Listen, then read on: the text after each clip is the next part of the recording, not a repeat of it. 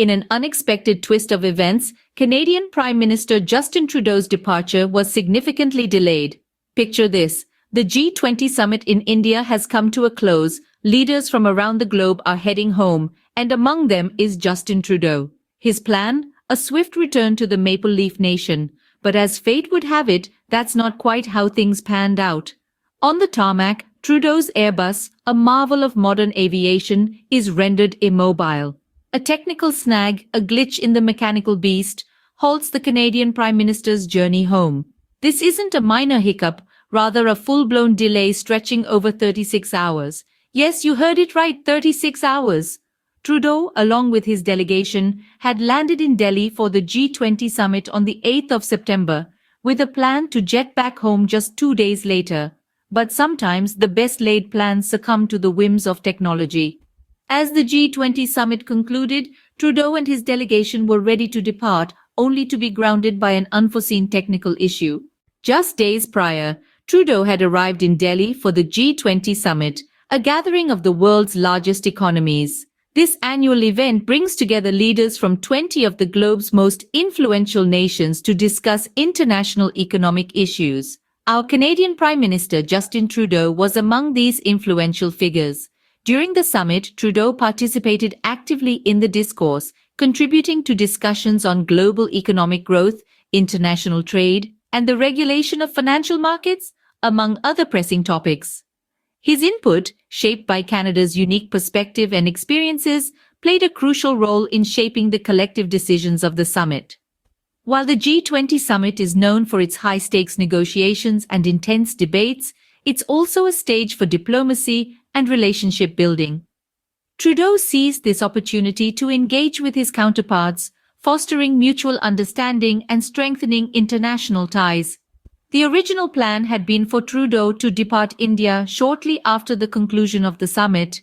Having contributed to the global conversation and having forged new connections with world leaders, he was all set to return to Canada, ready to implement the strategies and policies discussed during the summit. With the conclusion of the G20 summit, Trudeau was set to return home, marking the end of his visit to India. Scene script. However, destiny had other plans. A technical snag in the Airbus plane meant an unplanned extended stay in Delhi for Trudeau. Just when we thought things would go as planned, life threw a curveball. The very tool that was supposed to ferry the Canadian Prime Minister back to his homeland suffered an unexpected hiccup. A technical glitch in the Airbus plane, a mere machine, forced Trudeau and his delegation to extend their stay in Delhi. Now, who would have thought that? This unforeseen delay spanning over 36 grueling hours was not a vacation extension. It was a time of uncertainty, waiting, and adjustments. But it wasn't all about waiting around for the plane to be fixed. Trudeau and his team used this time effectively, engaging in discussions, planning, and strategizing. After all, time is a luxury in the world of politics, and every moment counts. While the team of engineers and technicians worked round the clock to rectify the snag, Trudeau continued to fulfill his duties, undeterred by the delay. The world of politics doesn't stop for anything, not even for a faulty plane. It's interesting, isn't it?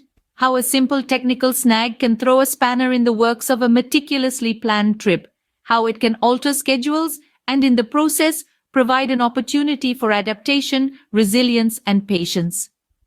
After an unexpected 36-hour delay, Trudeau finally left for Canada, marking the end of an eventful trip.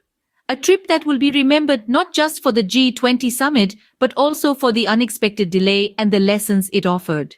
This unexpected delay, while seemingly a minor hiccup, holds broader implications.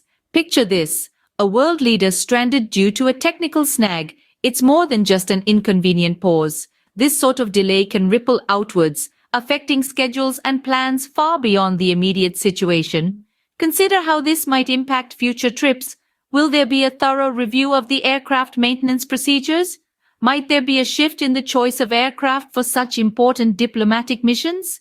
This incident could very well lead to significant changes in how these trips are planned and executed.